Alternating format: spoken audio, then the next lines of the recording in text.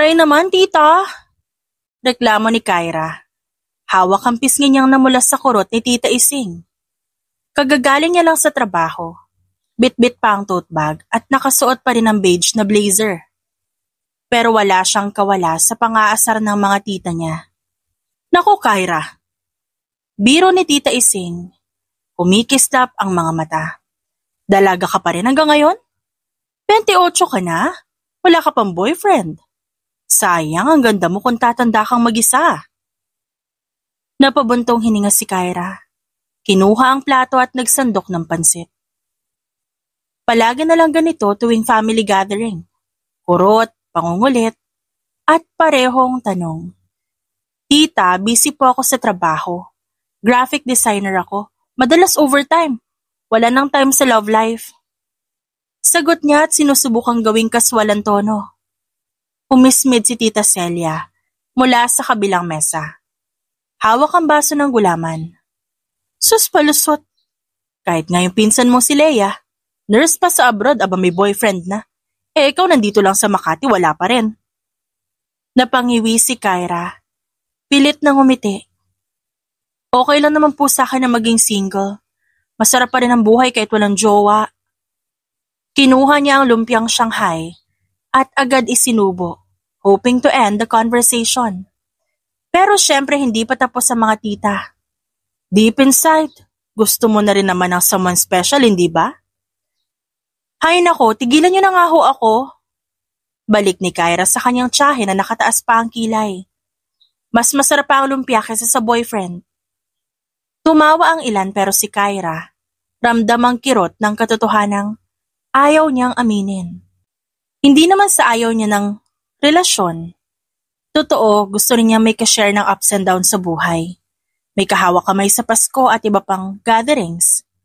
Pero sa bawat tanong ng mga tita niya, parang lalo siya nagiging defensive. Hindi niya gustong isipin na kulang siya.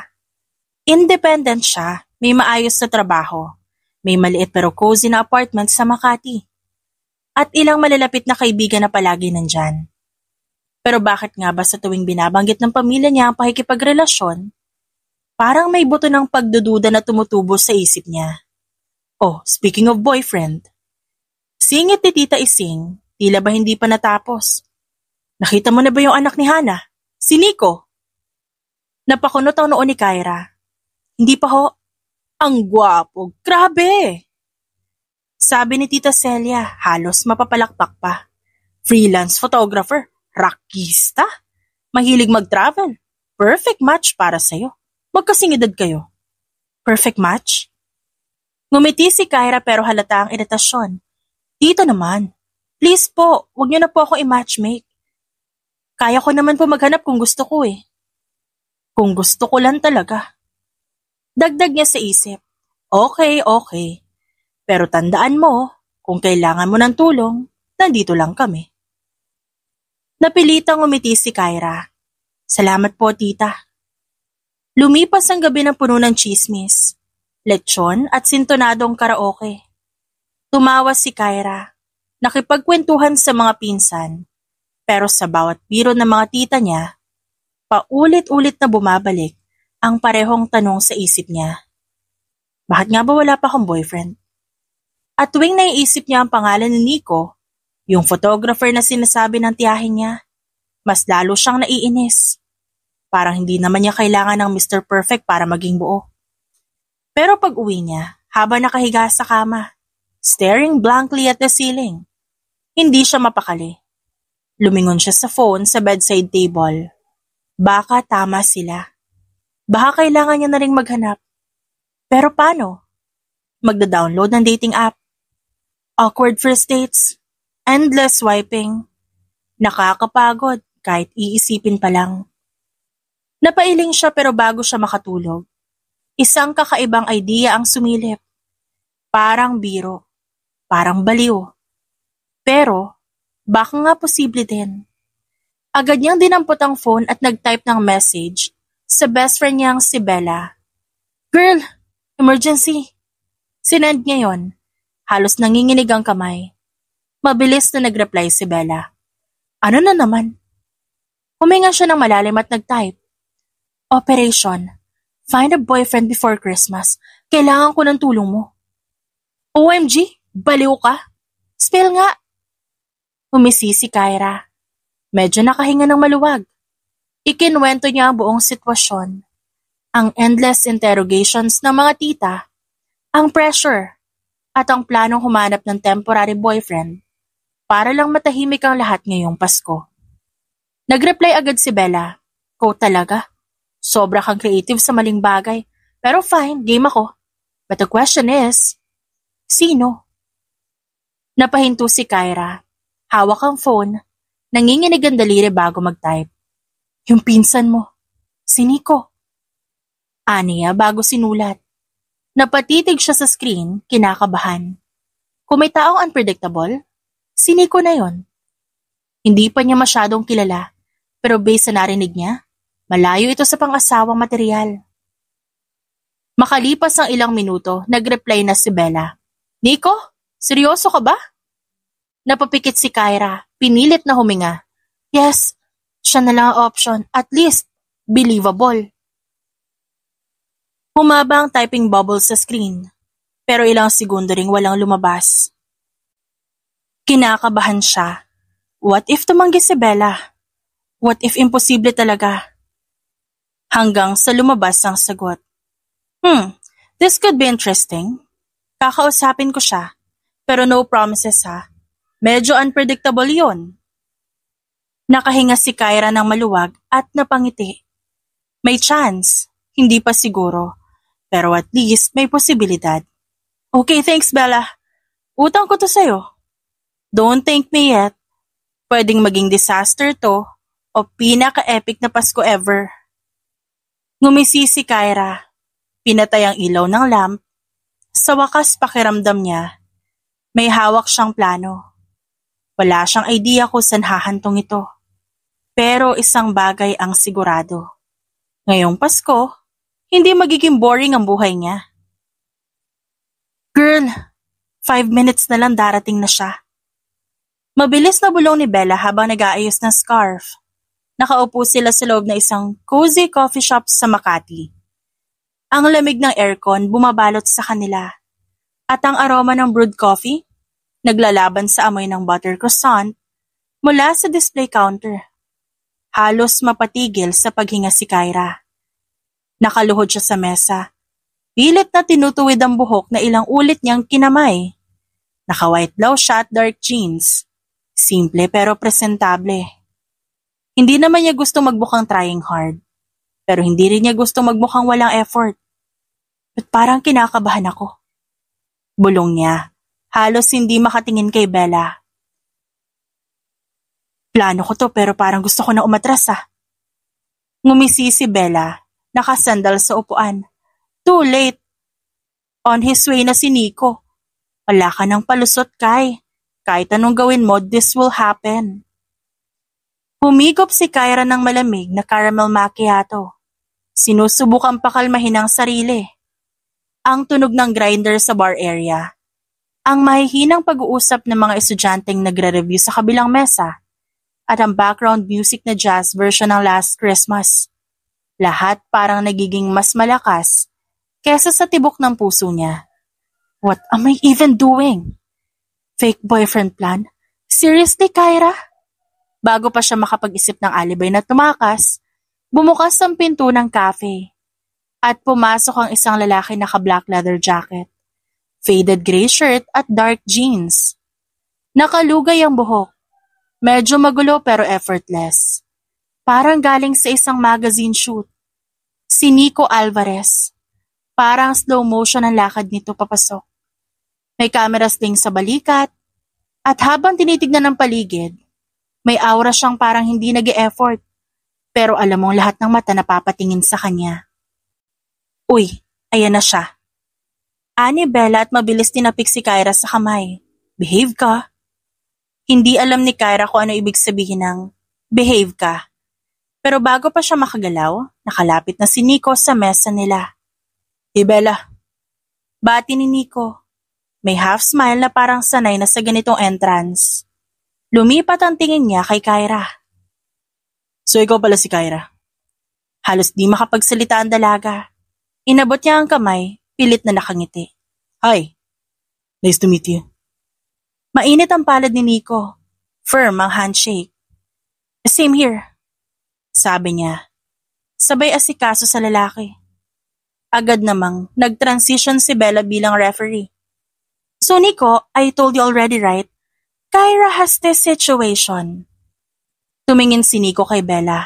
Tapos kay Kyra. Yeah, I heard. May mga tita na masyadong chismosa.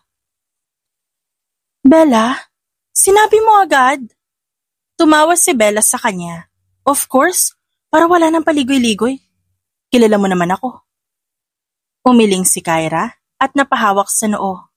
Great, now he thinks I'm desperate. Pero sa halip namang asar, nag-lean forward si Nico at nangalumbaba sa mesa. So, let me get this straight. Gusto mo magpanggap akong boyfriend mo for the holidays? Tumikim si Kyra at nilaro ang straw ng kanyang drink. Well, technically yes. Para lang tumigil na yung mga tita ko sa kakatanong. Temporary lang, walang mali siya. Umangat ang kilay ni Nico, parang nagpipigil ng tawa. Walang mali siya. Nico, singhal ni Bella at tinapik ang lalaki. Pero hindi rin maiwasan na mapatawa. Nagpakatatag si Kyra. Pinilit na magmukhang composed kahit namumula ang tenga niya. Yes, as in, this is strictly business. Nagtagal ang tingin ni Nico kay Kyra. Parang ini-scan siya. Interesting. Parang pelikula. Hindi napigilang gumuhit ang ngiti sa labi ni Kyra. Exactly. Parang pelikula. Pero sa totoong buhay nangyayari. Humigop si Nico ng iced americano. Saglit na natahimik. Okay, ano makukuha ko dito? Napakunot ang noon ni Kyra. Excuse me? Di naman ako magpapanggap ng libre, no? Kung ako magiging fake boyfriend mo, dapat may kapalit. Napakurap ang dalaga at napatitig kay Bella na abala sa pagtikim ng cheesecake. Kapag sinabi niyang pera, tatayo talaga ako. Relax, hindi pera. But may family event din ako this December. Medyo ayaw ko rin pumunta na mag-isa. Pwede rin kitang dalhin bilang fake girlfriend. Nanlaki ang mga mata ni Kyra. What? So, double role? Exactly. Quid pro quo. OMG, this is perfect. Pareho kayo may problema, pareho ang solusyon. Destiny, guys. Saad ni Bella at ngumisipa. Destiny? Baka disaster waiting to happen. Napapailing na sagot ni Kyra. Pero kahit anong tanggi niya, ramdam niyang bumibigat ang posibilidad. May sense ang sinabi ni Nico. Kung papayag siya, parehong masusolusyonan ang problema nila. Kung hindi, babalik siya sa wala at tiyak muling magiging buffet ang love life niya para sa mga tita niya ngayong Pasko. Huminga siya ng malalim. Okay, fine. But we need rules. Nagtaas ng kilay si Nico. Mukhang interesado. Rules. Yes. Sagot ni Kyra. Nilabas ang phone at sinimulang mag-type. Number 1, walang real feelings involved. This is strictly acting. Noted. Sagot ni Nico pero parang may mapanuksong ngiti sa labi. Number 2, walang PDA na sobra. Holding hands okay lang. Iyakap siguro slight pwede, pero kissing? No, no, no. Nagkunwaring nag-isip si Nico pagkatapos tumango. Fine, pero kung mag-demand ang audience? Then improvise tayo. Balik ni Kyra.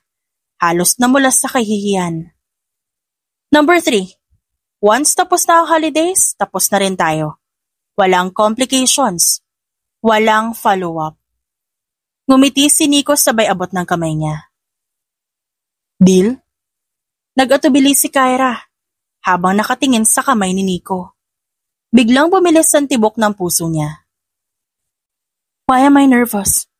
It's just a handshake. Aniya sa sarili. Sa huli inabot niya rin. Deal. Nag-shake hands sila. Sa loob-loob ni Kyra parang may kakaibang kuryente na dumaloy sa daliri niya.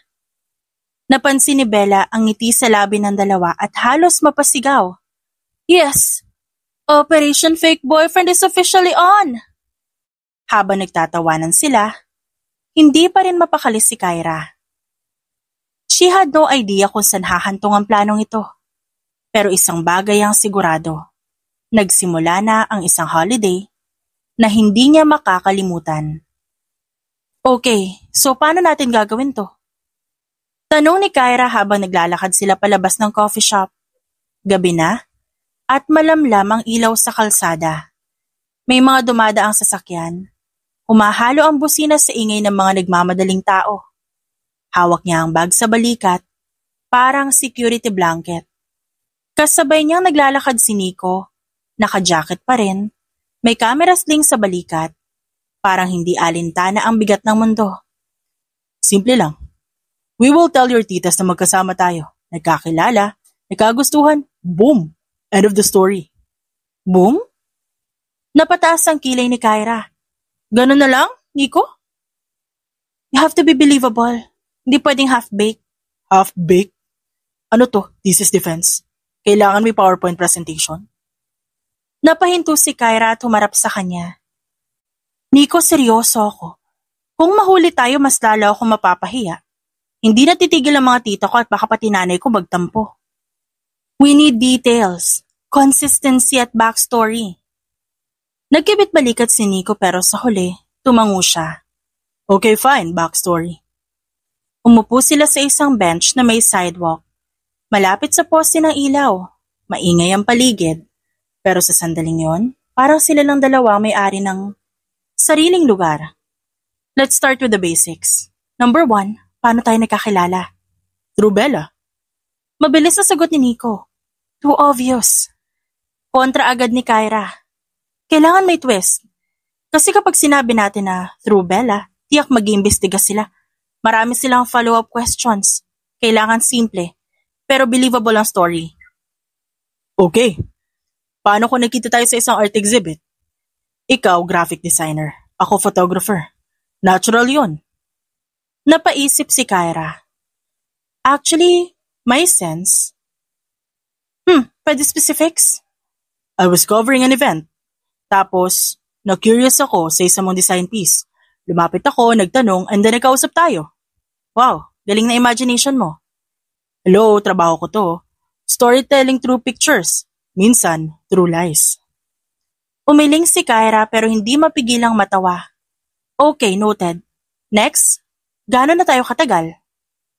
Nagkibit balikat si Nico. 1 month? Too short. Mukha tayo nagmamadali. 3 months then. Better. See? We're getting somewhere. Okay, favorite hangout place natin? Coffee shops, like this one. Mas specific. Kailangan may consistency. Kunwari, lagi may kwento kapag tinatanong nila. Nagpanggap na nag-iisip si Nico. Fine. Yung maliit na cafe sa poblasyon. Yung may fairy lights. Lagi tayong bumabalik doon kasi favorite mo ang chocolate cake. Napakurap si Kyra. Wow, very detailed. See, marunong din ako, so don't underestimate me. Napatawa si Kyra, pero agad ding inayos ang muka. Pagkatapos ng halos 1 oras na brainstorming, puno na ng notes ang phone ni Kyra. Paano sila nagkakilala, first date story, inside jokes na dapat nilang tandaan, at kahit simpleng pet peeves. Okay, next step, kailangan natin mag-practice. Practice? Parang rehearsal. Yes, para hindi tayo ma-out of character. Halimbawa, paano tayo mag-hold hands sa harap ng pamilya ko? So gusto mo subukan natin ngayon? Dito, sa sidewalk? Nagkibit balikat si Nico. Bakit hindi? Wala namang nakakilala sa atin dito. At least, mapapractice natin kung natural ba o awkward. Bago pa siya makatanggi, inabot ni Nico ang kamay niya. At kahit gusto niya umarte na chill lang, ramdam niya ang pag-iinit ng kanyang pisngi. Pero habang naglalakad silang magkahawak, hindi maikakaila ang kakaibang kuryente sa pagitan nila. Parang may silent rhythm na sabay nilang sinusundan, kahit wala silang sinasabi. See? Sabi ni Nico, casual lang. Not so bad. Napakunot ang noo ni Kyra. Pilit na pinipigilan ang ngiti. Fine, pero kailangan natin ng keywords para alam natin kung kailan tayo mag-in character sa harap ng iba. Ngumisi si Nico. Keywords like action, ganun? Don't be silly. Kailangan subtle. Something na hindi halata. Okay. How about kapag sinabi kong coffee, ibig sabihin time to act sweet? Coffee? Yeah, natural. Madali. Walang makakahalata. Napailing si Kyra. Pero secretly, impressed siya. Fine, coffee it is. Kinabukasan, nagkita ulit sila para mag-review ng script. Sa isang maliit na cafe sa Makati, nakaupo sila sa sulok. Parehong nakayuko sa phone habang nire-recall ang notes. First date story. Ulitin natin. Art exhibit. Lumapit ako sa'yo kasi curious ako sa design mo. At ang sinabi mo? Na ang galing ng concept mo and I wanted to know the story behind it. Hindi mapigilang mapangiti ni Kyra. Alam mo kung totoo yun? Kinilig na ako. Bigla siyang natauhan at inayos sa upo. Okay, sufficient. Next, pet peeves. Easy. Ayaw mo ng late. Ayaw mo ng taong di marunong mag-text back. Ayaw mo ng lukewarm coffee. Wait, paano mo nalaman? Bella told me. Napasinghap si Kyra at napatingin kay Bella na nakaupo sa kabilang mesa. Abala sa laptop niya pero pabulong na tumatawa. Traidor. Bulong ni Kyra pero hindi mapigilan ng pagtawa. Nang maghiwalay sila ng gabing yon, hindi mapakali si Kyra habang naglalakad pa uwi. Nakasave na sa phone niya ang buong plan. Kompleto ang details. At kahit pilit niyang pinapaalala sa sarili na peke lang ito, hindi niya mapigilang isipin. What if it didn't feel fake at all? Handa ka na ba? Bulong ni Nico habang nakatayo sila sa harap ng malaking wooden gate ng ancestral house ng pamilya Mendez. Malamig ang simoy ng hangin, pero mas malamig ang pakiramdam ni Kyra sa dibdib niya. Hindi. Sagot niya, halos pabulong din. Kinuyom niya ang strap ng sling bag niya. At kung may choice na ako, tatakbo ako pabalik. Umangat ang kilay ni Nico at nakangisi. Relax. Remember? Coffee. Yeah, coffee.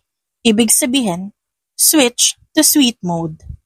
Pero ngayon pa lang parang gusto niya nang uminom ng 3 kape para lang maibsan ang kaba. Huminga siya ng malalim at tumango. Fine, let's do this. Binuksan nila ang gate at sabay na pumasok. Pagbukas ng pinto, sinalubong agad sila ng nilulutong kaldereta at hamonado. Hinalo pa ng tunog ng karaoke sa loob. Typical Mendez family gathering. Maingay, magulo at puno ng chismis. Kyra! Sigaw ni Tita Celia. Lumapit agad na may hawak pang kutsarita mula sa nilulutong sauce. Napahinto ito nang makita si Nico. At sino naman itong gwapong kasama mo? Parang gusto nang lumubog ni Kyra sa kinatatayuan niya. Pero bago pa siya makapagsalita, mahinang bumulong si Nico. Coffee. Agad niyang naramdaman ang kamay ni Nico na dumulas papunta sa kanya. Hinawakan ito ang kamay niya na parang sanay na sanay. Good evening po. Ako po si Nico, boyfriend ni Kyra. Parang sabay-sabay na bumukas ang ilaw sa loob ng bahay. Tumigil ang mga kumakanta sa karaoke. Nagangat ng tingin ang mga nag-aayos ng pagkain. At nagkatinginan ng iba pang mga kamag-anak. Tila isang malaking plot twist sa isang teleserye ang eksena. Boyfriend? Halos sabay-sabay na sigaw ng iilang tita. Yes po. Sagot ni Nico, kampanteng-kampante. Hawak pa rin ang kamay ni Kyra. Parang wala itong balak bitiwan. Ramdam ni Kyra ang nagtatagisang tingin ng kamag-anak niya. Pinilit niyang umiti. Gusto niyang magtago sa ilalim ng mesa. Matagal na ba kayo magkakilala? Tanong ni Tita Ising. Nakasandal sa balakang, parang ready na sa interrogation. Nagkatingin na sila ni Nico at sabay nagsalita. 3 months. 2 months. Sabi ni Nico at Kyra, halos malaglag ang panga niya. Great, first tayo sablay agad. Buti na lang, mabilis na sumalo si Nico. Kasi po, nagkakilala kami 3 months ago. Pero 2 months pa lang kami naging official. Oh, okay. Halos sabay-sabay na sagot ng mga tita. Nakangiting parang nakakuha ng bagong paksa para sa chismisan. Hindi alam ni Kyra kung matatawa siya o maiinis. Pero deep inside, impressed siya. Ang bilis ng improvisation ni Nico. Nakaupo sila sa mahabang mesa, puno ng pagkain, lechon, pansit, lumpiang Shanghai, fruit salad at kung ano-ano pa. Kahit anong pilit niyang kumalma, ramdam pa rin niya mga matang nakatutok sa kanila. So Nico, panimula ni Tito Raul habang naglalagay ng kanin sa plato. Anong trabaho mo? Freelance photographer po. Mostly events and travel shoots, sometimes for magazines. Wow! Singit ni Tita Celia. Ang exciting naman ang trabaho mo. Siguro madalas kayo mag-date sa kung saan-saan, no? Actually, madalas kami sa cafe sa poblasyon. Favorite ni Kyra doon, chocolate cake. Napatigil si Kyra. Oh my God! He remembered. Aniya sa isip. Halos mapangiti siya nang wala sa oras. Kaya kunwari busy siya sa pagkuha ng lumpia para itago ang namumuong kilig. Singit ni Tita Ising, nakataas ang kilay. At saan mo naman balak dalhin ang relasyon niyo na yan, iho? Here we go. Eto na ang $1,000,000 question ng lahat ng tita niya. Ngumiti si Nico. Tumingin saglit kay Kyra bago bumalik kay Tita Ising. Sa ngayon po, we're just taking things slow. Pero isang bagay ang sigurado. I respect Kyra. And I'll do everything I can para maging masaya siya. Parang biglang natahimik ang mesa. At kahit alam niyang acting lang yon, ramdam ni Kyra ang bigat ng sinabi ni Nico.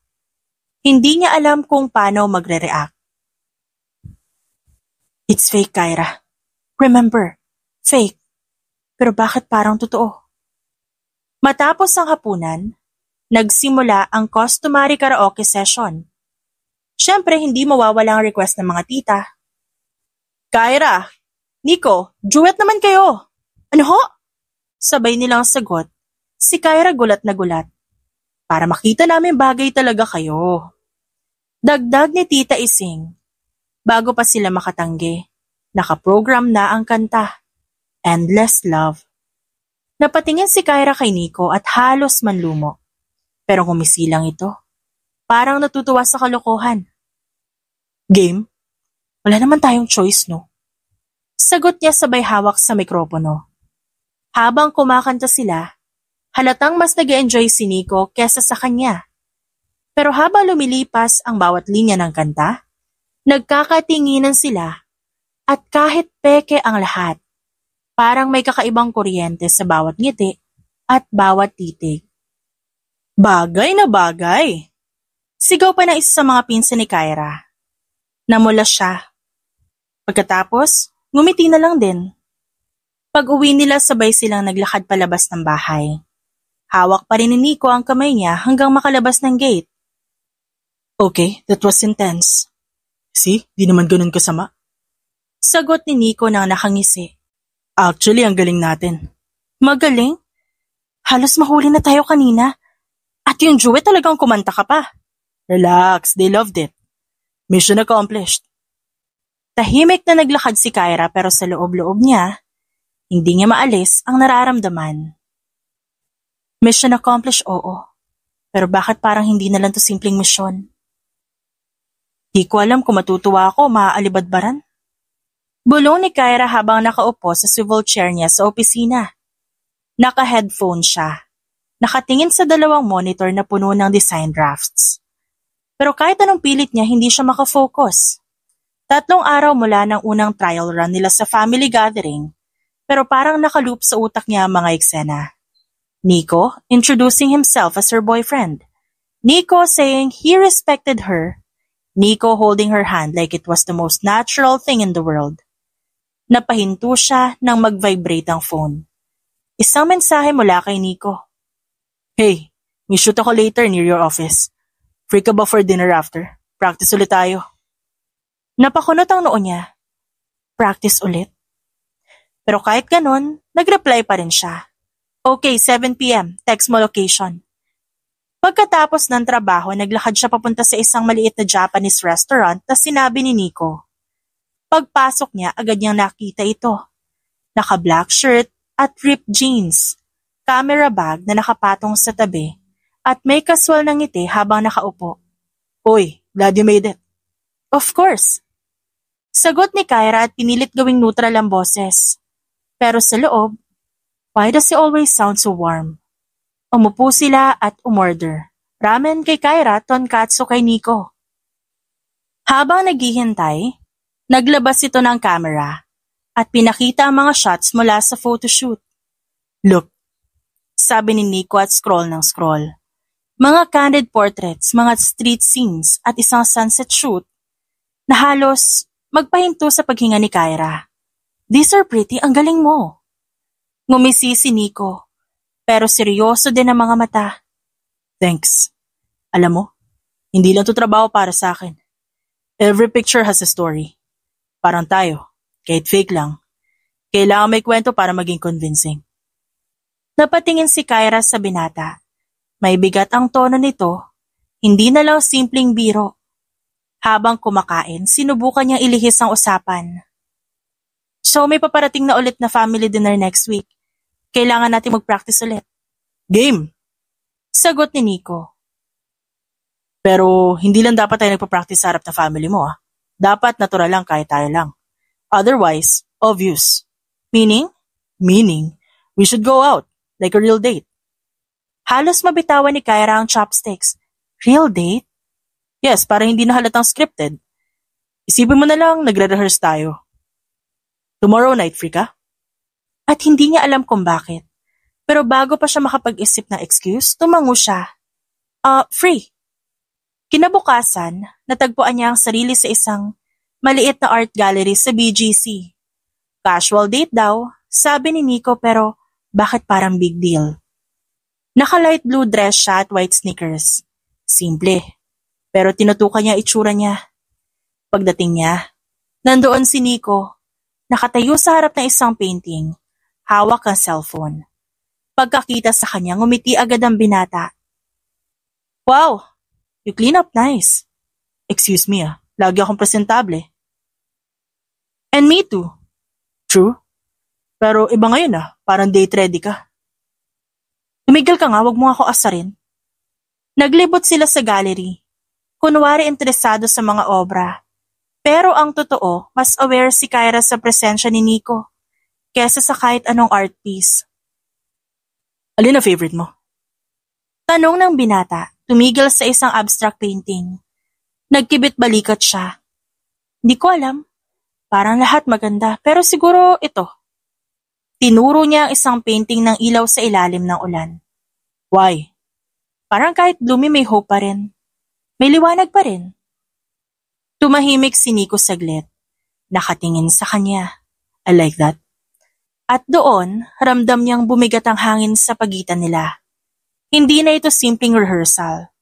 Hindi na ito simpleng kwento para lang lokohin ng mga tita niya. Pagkatapos ng gallery, naglakad sila papunta sa isang food park. Simple lang. Fries, burgers, iced tea. Pero mas masaya si Kyra kesa sa mga fancy dinner na dati niyang napuntahan. Habang kumakain, nagtanong si Nico. Kyra, ba't parang takot ka sa relationships? Excuse me? Napapansin ko lang.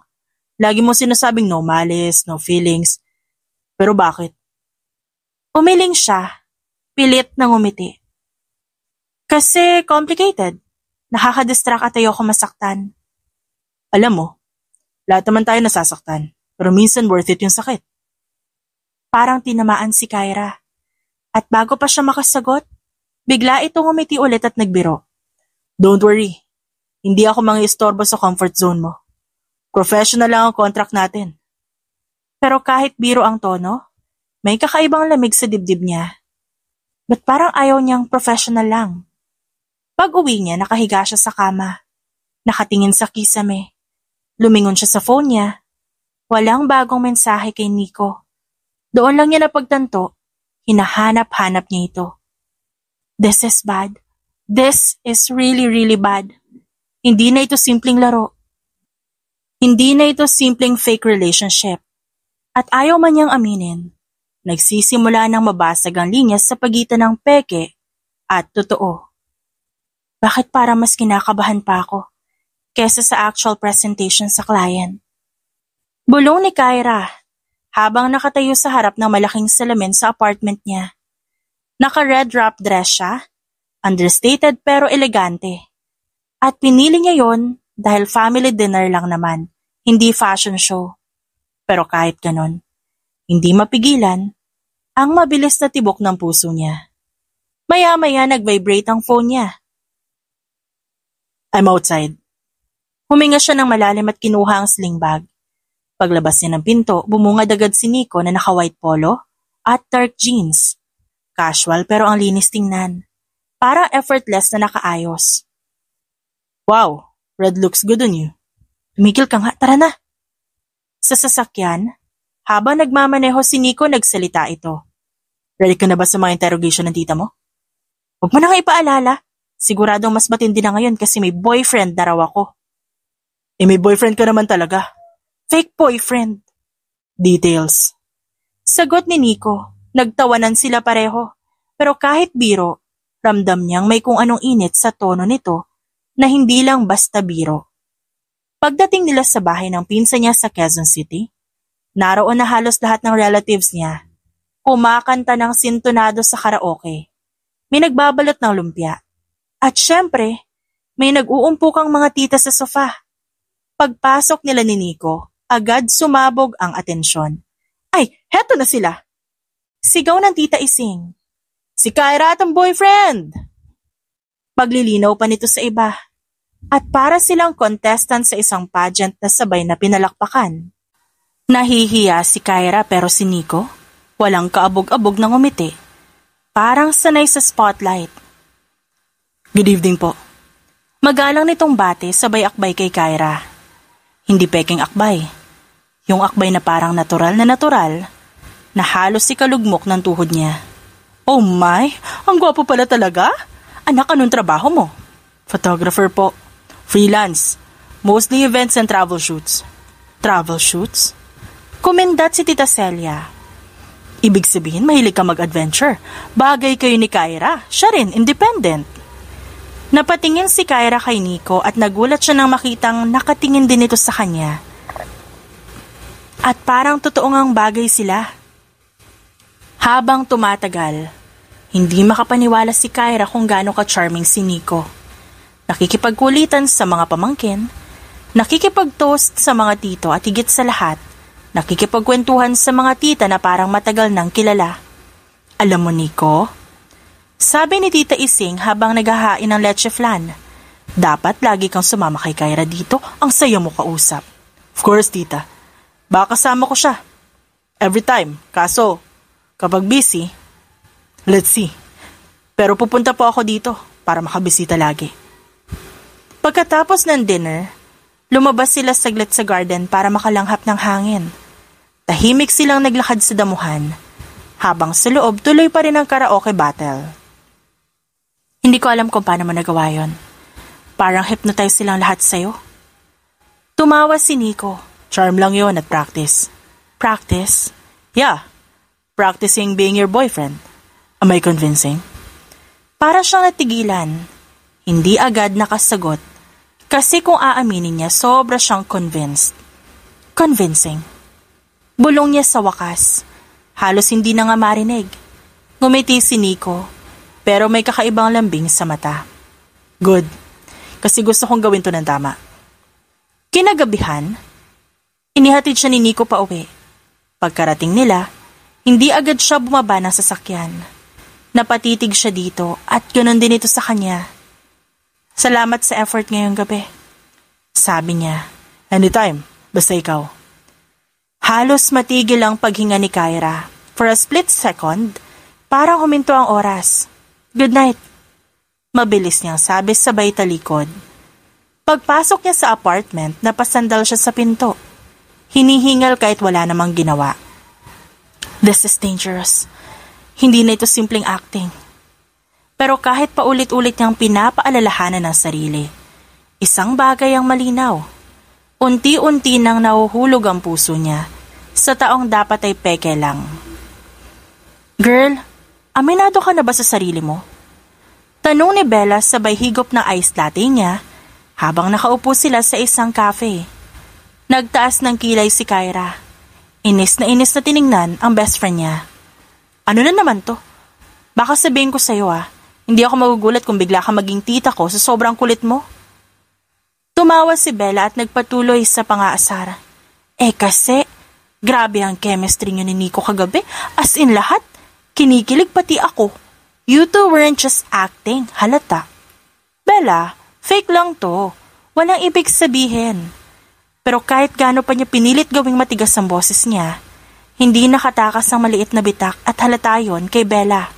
Yan ka na naman. Fine, sabihin mo ng fake pero please wag mo lokohin ang sarili mo. Kung paano ka tumitig sa kanya girl, ibang level. Napabuntong hininga si Kyra at pinili na lang na ibaling ang atensyon sa kape niya. Kinagabihan nakatanggap siya ng text mula kay Nico. Hey, tara. May get together lang with some of my college friends para masanay ka sa role mo. Napakunot ang noo niya. Role ko? Pero bago pa siya makatanggi, napaisip siya. Mas safe yata kung siya mismo ang sumama kesa ma-expose sa iba. Kaya nag-reply siya. Sige, just don't make me regret this. Dumaan siya sa isang maliit na gastropub sa Kapitolyo kung saan naroon ang barkada ni Nico. Pagpasok pa lang niya, agad siyang sinalubong ng ingay, halakhakan, clinking of glasses, at ang malakas na tunog ng 90s OPM list. Guys, meet Kyra, my girlfriend. Pagpapakilala ni Nico sa kanya sabay akbay. Mabilis na napalitan ng kilig at kaba ang dibdib niya. My girlfriend. Kahit ilang ulit niyang narinig ang linyang yon, iba pa rin ang epekto kapag sinabi sa harap na ibang tao. Oy, finally, the mysterious girlfriend. I'm Maki, college buddy ni Nico. Nice to meet you. Sagot niya at pinilit ang ngiti. Isa-isa silang ipinakilala. May 2 dalaga at 3 binata. Lahat masayahin at chill.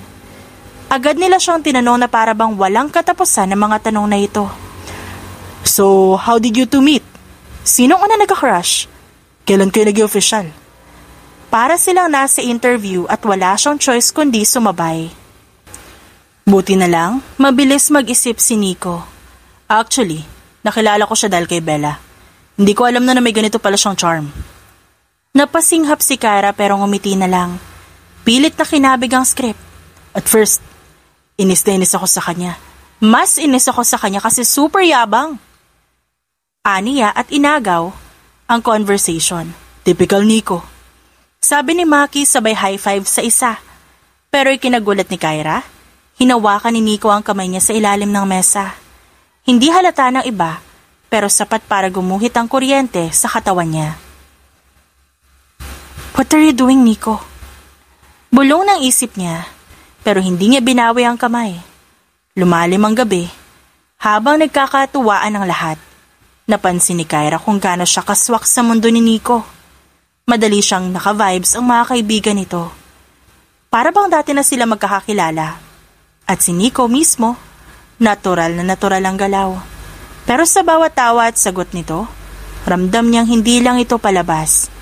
Uy bro, biro ni Maki, parang ngayon ka lang naging seryoso Usually fling-fling lang. Nagkatinginan ng buong barkada, sabay nagtawanan. Pero nanahimik si Kyra. Flings? Tanong niya, kunwari casual. Yeah, dati. Pero hindi sila kasing special ni Kyra. At dun parang natunaw siya. Hindi niya alam kung totoo ba yon o joke time ni Nico. Pagkatapos ng ilang oras sa tawanan at inuman, napansin ni Kyra na unti-unting nagiging intimate ang atmosphere. May nag-request daw ng slow acoustic song mula sa banda sa loob. At kahit hindi dance floor ang lugar, ilang mag-partner nagsimula ng sumayaw sa gilid. Nagulat siya nang bigla siyang hilahin ni Nico sa kamay. Dance? Dito? In front of your friends? Why not? Para mas convincing. Biro nito, pero may kakaibang sinseridad sa mga mata nito. Nag-aatubili siya sa huli. Pero, napahawak pa rin siya sa kamay ni Nico. Makaraan, gumapang ito patungong balikat ng lalaki. At doon, sa gitna ng maliit na espasyo, marahan silang sumayaw. Sa umpisa awkward, pero habang tumutugtog ang kanta, Ramdam niya ang tibok ng puso sa dibdib niya na halos magdikit na sa kanya. Ang init ng kamay sa bewang ni Kyra, ang paraan ng pagyuko para mas marinig ang may hinang salita, lahat yon masyadong totoo para tawaging script lang. "You're a good dancer?" Bulong ni Nico. Nakangiti pero may halong lambing. "You're not bad yourself." Sagot niya, pilit na pinapakalma ang sarili. Sa gilid ng paningin niya, nakita niyang pinapanood sila ng mga kaibigan nito. Nakangiti at parang naniniwala talaga sa kanilang dalawa. At sa ilang segundo, nakalimutan ni Kyra na palabas ng dapat ito. Parang sila lang ang tao sa loob ng bar, umiikot sa sariling musika. Nahuli niyang nakatitig si Nico sa kanya. Hindi na ito biro. May lalim, may hinanakit, may pagnanais na tila hindi na kayang itago. Pag-uwi, habang nasa loob sila ng kotse, tahimik silang dalawa. Hindi niya matiis kaya siya na ang nagsalita. "Totoo ba yung sinabi mo kanina? Yung about sa flings?" "Totoo. I'm not perfect, Kyra. I used to take things lightly. Pero ngayong kasama kita, ibang usapan na." Halos mahulog ang puso niya, pero agad niyang pinaalalahanan ng sarili. Fake lang to. Hindi pwede. Kailangan natin maging careful. Baka may mahulog. Tumingin si Nico sa kanya, seryoso ang mga mata. "E di hayaan mo mahulog." Natigilan siya. Hindi na ito biro. Hindi na ito simpleng acting. Kumakabog na ang dibdib ni Kyra, habang pinipilit na ibaling ang tingin sa labas ng bintana. Ngunit kahit anong gawin niya, umaalingaw-ngaw sa isip niya ang sinabi ni Nico. Kinagabihan nakahiga si Kyra sa kama, hindi makatulog. Ito na ba ang simula ng katapusan ng plano? Hindi na siya sigurado kung sino pang niloloko nila. Ang pamilya, ang mga kaibigan, o baka sila na mismo sa sarili nila. "Okay game, picture-picture muna bago mag-Noche Buena!" Sigaw ni Tita Ising habang pinoposisyon ng buong pamilya sa harap ng Christmas tree. Nakasiksik si Kyra sa tabi ni Nico. Ramdam ang init ng braso nito na nakayakap sa kanya para sa perfect couple pose. Sa kabilang banda may halong kaba at kilig ang dibdib niya, habang pinagmamasan ng titang halos maiyak sa tuwa. Pagkatapos ng picture taking, pumunta silang lahat sa hapagkainan. Puno ito ng lechon, hamon, queso de bola, spaghetti at iba-iba pang handa, na parang handa ng isang barangay.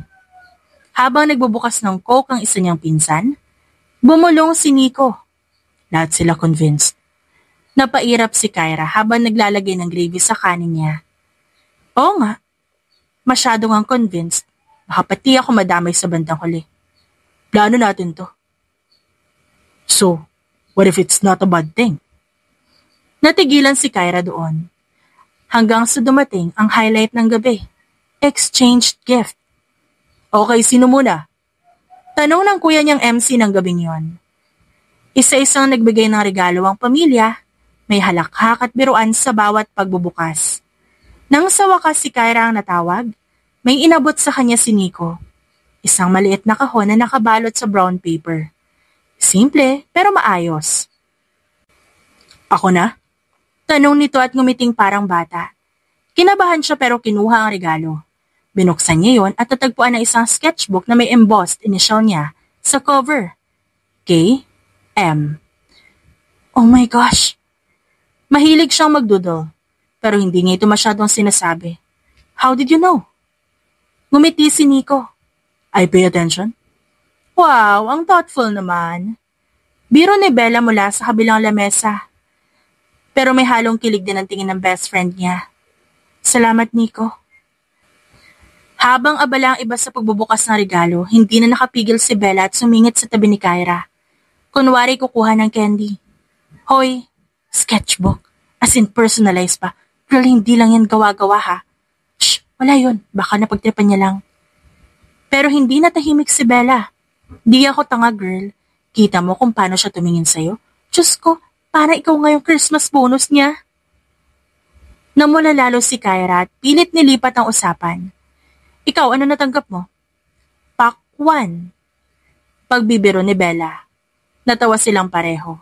Pero hindi napigil ni Bella ang sumeryoso muli. Kyra, careful ka.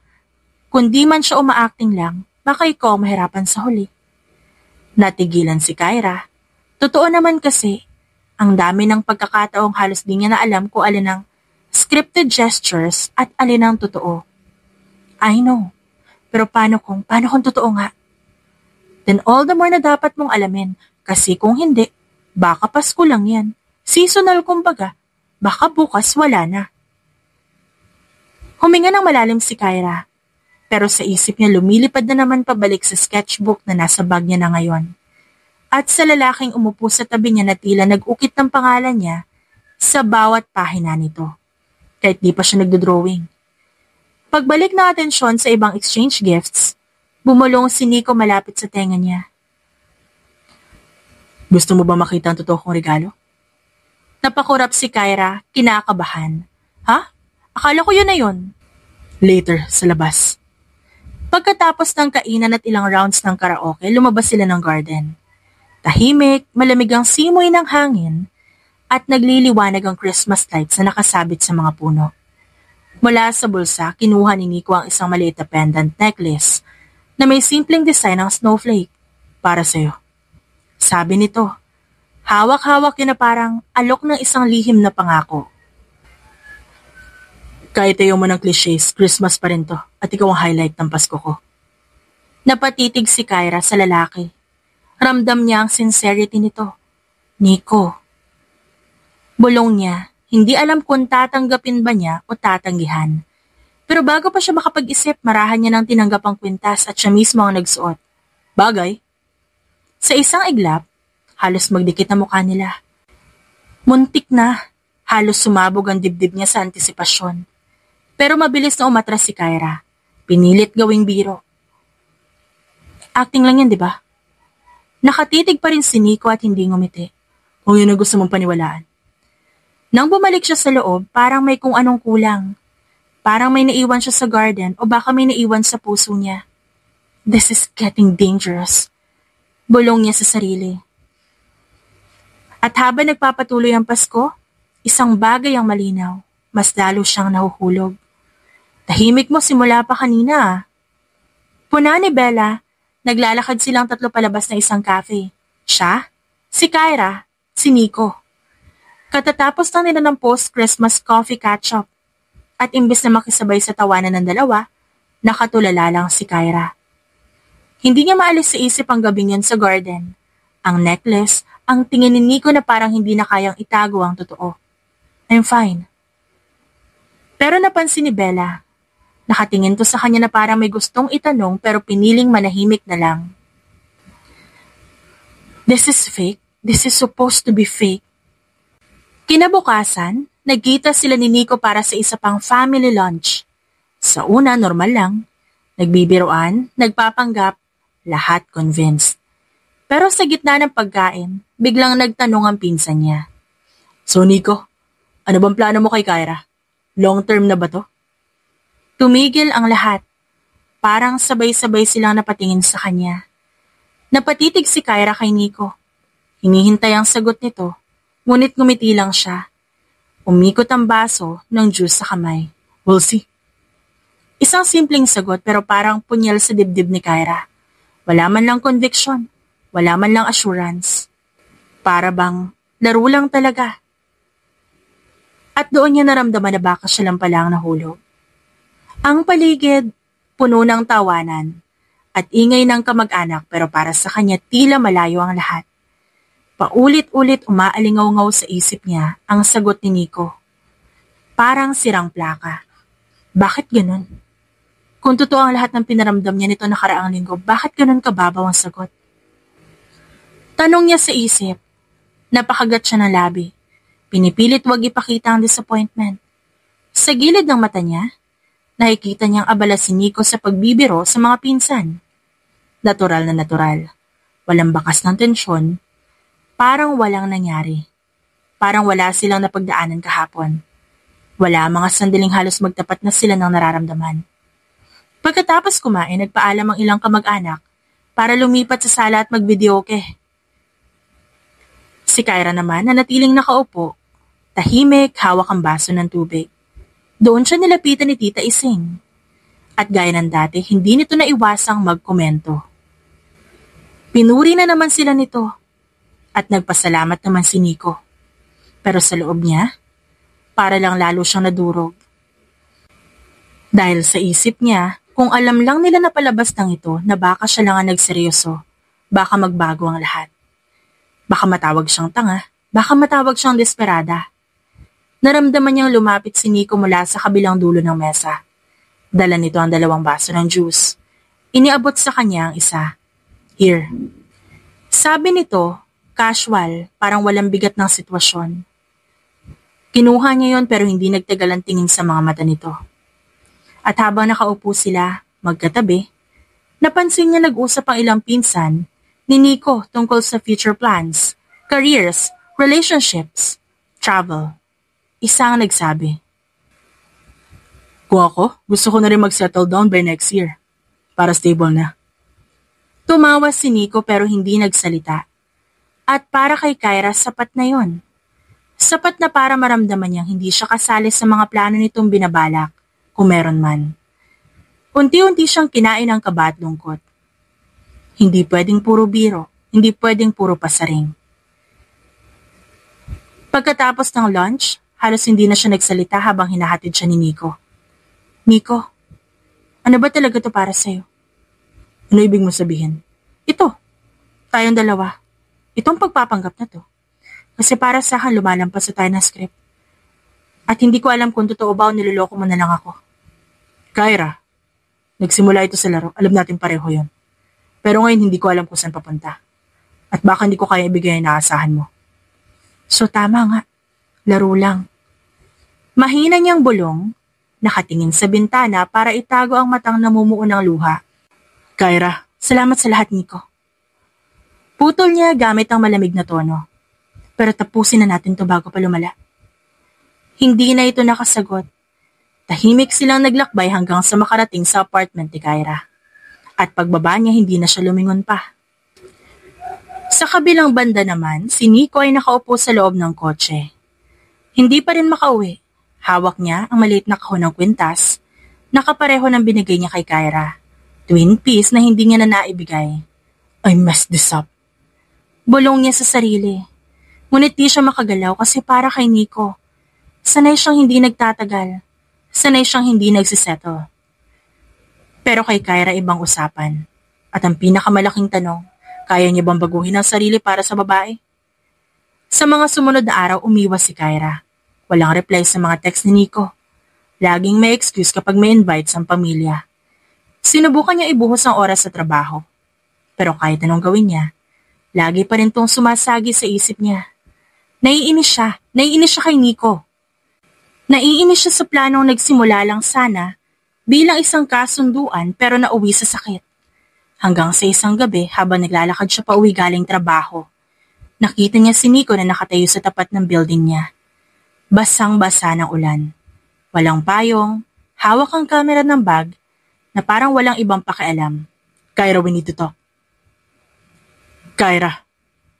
Basag ang tinig ni Nico habang nakatayo sa ulan. Basang-basa ang buhok at jacket. Ang lamig ng gabi ay bumalot sa kanya pero wala siyang balak umalis. Para bang kung hindi niya ito masabi ngayon, mawawala ang lahat. Nanigas si Kyra sa tapat ng pinto ng building. Hawak ang bag niya. Nag-aalangan kung lalapit o papapasukin na lang ang sarili. Gusto niyang umiwas, gusto niyang hindi pansinin ito, pero ramdam niya ang bigat sa pakiramdam ni Nico. Ano pang kailangan mong sabihin? I wasn't clear before, Kyra. Hindi ko to sineryoso sa simula. Pero ngayon iba na. Ikaw na ang hinahanap-hanap ko sa bawat oras. At nung sinabi kong we'll see, hindi ibig sabihin wala na akong plano. Ibig sabihin natatakot akong umamin kung gaano kalalim na to para sa akin. Natakot ka? Ako. Ako yung nahulog ng walang kasiguraduhan. Ako yung naiwan na iniisip kung special ba ako o isa lang ako palabas para sa'yo o baka laruan mo lang. I understand.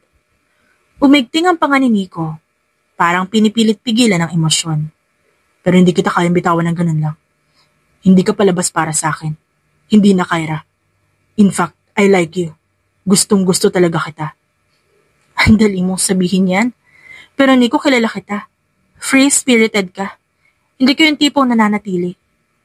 Ano mangyayari sa akin kapag napagod ka, kapag nasawa ka? Ako yung masasaktan. Naglakad si Nico palapit. Hanggang sa ilang pulgada na lang ang pagitan. You're right. Hindi ako sanay sa commitment. Lagi akong umaalis, lumilipat, humahabol sa susunod na adventure. Pero sa unang pagkakataon, ayoko nang umalis. Hindi ko ma-explain. Pero sa'yo, iba. At totoo, natatakot ako. Pero mas natatakot ako mawala ka.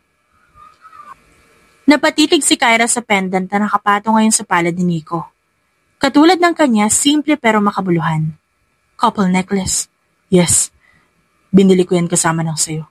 Pero hindi ko binigay agad kasi iniisip ko kung may karapatan ba ako. Pero ngayon kahit wala, gusto ko subukan kung papayag ka. Ang puso ni Kyra humihiyaw na tanggapin ang alok ni Nico. Pero ang isip niya, pilit na naglalatag ng babala. Kaya mo ba talagang baguhin ang sarili mo? Mahina niyang tanong at halos pabulong. Hindi kasi ito biro, Nico. Hindi ako magiging trophy mo. Na pwede mong bitbitin tas iwanan kapag sawa ka na. Alam ko mahirap paniwalaan. Kasi oo, wala akong magandang record pagdating sa commitment. Pero Kyra, ikaw yung nagpatanong sa akin kung bakit hindi ako nanatili sa'yo. Bakit ko kinestyon ang sarili ko? At sa tuwing iniisip ko mawawala ka, doon ako kinakabahan ng sobra. Bumuntong hininga siya, ramdam ang bigat ng emosyon. Alam mo ba kung gaano kahirap para sa akin natanggapin na baka totoo ka nga? Kasi simulat sa pool sinasabi ko sa sarili kong palabas lang to, na hindi ako madadala, pero ngayon hindi na ako sigurado kung kaya ko pang bumalik sa dati. Kung di mo pa kaya, Kyra, I will wait. Kahit gaano katagal, basta wag mo lang ako tuluyang itaboy. Napapikit si Kyra, tinapik ang sariling dibdib, na tila sinusubukang pigilan ang tibok ng puso. Ang daming tanong, ang daming takot. Pero sa ilalim ng ulan, sa harap ni Nico, na unang beses niya nakitang walang armor, walang pagbibiro, walang maskara, parang mas malinaw kesa dati ang sagot. Pero kung mali ako, paano ko sa dulo ko pa rin masaktan? Then I'll be here. Kasama kitang haharapin yun. Pero wag mo na may pagkait sa akin ng chance dahil lang takot ka. Ang galing mo, no? Lagi kang may sagot. Ang galing mo, no? Lagi kang may sagot. Pero siguro gusto ko rin makita kung kaya mong panindigan to. Try me. Tahimik. Ang tanging naririnig nila ay ulan na bumubuhos sa paligid. Gusto niyang maniwala. Gusto niyang isuko. Pero natatakot pa rin siya. Kyra, I cannot promise you that I will be perfect right away. Pero kaya kong mangako na hindi kita iiwan. Kung papayag ka, nahayaan ako manatili. Ayoko maging laro lang ulit ito, Nico. It will never. At sa gitna ng ulan, bago pa niya mapigilan, hinawakan ni Nico ang pisngi ni Kyra at hinalikan ito. Hindi yun katulad ng mga scripted gestures noong nakaraan. Walang audience, walang kailangang kumbinsihin. Totoo ito, matindi, mahigpit at puno ng damdamin na kanina pa nila pinipigilan. Sa simula ng laban si Kyra, nakapikit, parang nag-aalangan. Pero habang tumatagal, naramdaman niya ang init ng sinseridad at ang desperasyon ni Nico.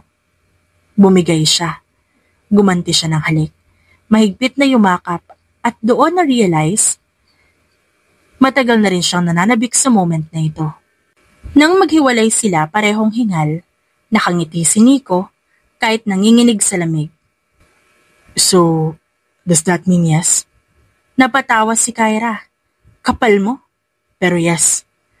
Umasa si Nico. Hawak pa rin ang kamay ng dalaga. Maybe. Sagot niya pero may ngiti na sa labi. Pero pag sumablay ka, Nico, babasagin ko yung camera mo. Fair enough. Basta ikaw. Kahit anong kondisyon. Hanggang sa sumapit ang New Year para sa kanilang dalawa. Sa terrace ng bahay ng pamilya ni Kyra, sabay-sabay na nagpalakpakan ng lahat. Nakatayo siya sa gilid hawak ang baso ng sparkling juice. Pinagmamasa ng mga pinsan niya nagtatakbuhan at ang mga tita niya sumasayaw sa harap ng karaoke machine. Matapos ang countdown, isa-isang nag-ayos ng mesa para sa medianoche. Tumulong si Kyra sa kusina, dala ang plato ng fruit salad. Habang inaayos niya yon, lumapit si Tita Ising at ngumiti ng makahulugan. O iha, ngayon ko lang nakita na iba-iba ang ngiti mo ngayong taon. Kita naman. Hindi ko na itatanong, obvious naman. Pero masaya ako para sa iyo Hindi dahil may boyfriend ka na, kundi kitang-kita ko na masaya ka. Natigilan si Kyra. Totoo nga, ang daming taon na ipinaramdam sa kanya ng mga tita niya na kulang ang buhay niya dahil wala siyang kasama. Pero ngayon, kahit wala man si Nico, alam niyang kaya niyang maging buo. Ang pagkakaiba nga lang ngayon, mas masarap ang lahat kasi may kasama siyang tunay na nagmamahal sa kanya. Sa labas ng kusina, nakaupo si Nico sa sofa. Kausap ang ilang pinsan niya. Natural lang tawa. Walang pilit. Parang matagal na siyang parte ng pamilya. Napangiti si Kyra sa tanawing yon. Ang bilis mo naging paborito nila Charming daw kasi ako, sabi ng tita mo. Charming, maabilidad, o magaling magpaikot. Ewan ko sa'yo, Kyra. But I'm being true here. I'm being genuine. Inhirapan niya ang lalaki. Ang lalaki naman ngumisi sa kanya. Habang nagme-medianoche ang lahat, napuno ang mesa ng tawanan. Sa isang gilid kumakaway si Bella, ang best friend niyang may alam ng lahat mula simula. Cheers! Sa Operation Fake Boyfriend na naging legit! Saad ni Bella. Halos mabilaukan si Kyra pero natawa din. Bella naman! Hoy, wag kang mahiya. Happy ako para sa inyo. Thank you. Makalipas ang ilang oras nang medyo tahimik na at nagsiuwi na ang karamihan, magkatabi silang nakaupo ni Nico sa terrace. At nagkwentuhan pa silang dalawa patungkol sa mga nangyari sa nakalipas. At sa sandaling yon, hindi niya nga kailangang magtanong kung hanggang saan aabot ito. Ang mahalaga, pareho silang handa. At sa tingin ni Kyra, yun ang pinakatamang simula ng bagong taon. At ngayon, habang natutulog ang lahat, unti-unting namamatay ang ilaw ng bahay. Mula sa pangungulit ng tita niya, hanggang sa first meeting niya kay Nico, hanggang sa fake smiles na unti-unting naging totoo, napangiti siya sa sarili. Kinuha niya ang sketchbook na bigay ni Nico at nagsimulang gumuhit. At sa bawat stroke, ramdam niya ang tiwala. Tiwala na kahit hindi perfect, worth it ang journey. Sa kabilang kwarto, gising pa rin si Nico. Nakatingin sa necklace na hawig sa suot ni Kyra. At sa isip niya, iisang bagay lang ang malinaw. Hindi niya na gustong maging free-spirited na laging umaalis patungo kung saan-saan. Dahil ngayon, meron na siyang dahilan para manatili. At sa pagsapit ng unang umaga ng bagong taon, habang sumisilip ang araw at kumakalat ang liwanag sa paligid, iisang pangako ang dala ni Kyra sa sarili. This time, she'll stop pretending. Because this love is real. Masaya siya na kasama ang lalaki. At hindi siya magsisisi sa ginawa niyang desisyon na bigyan ng chance si Nico. The end.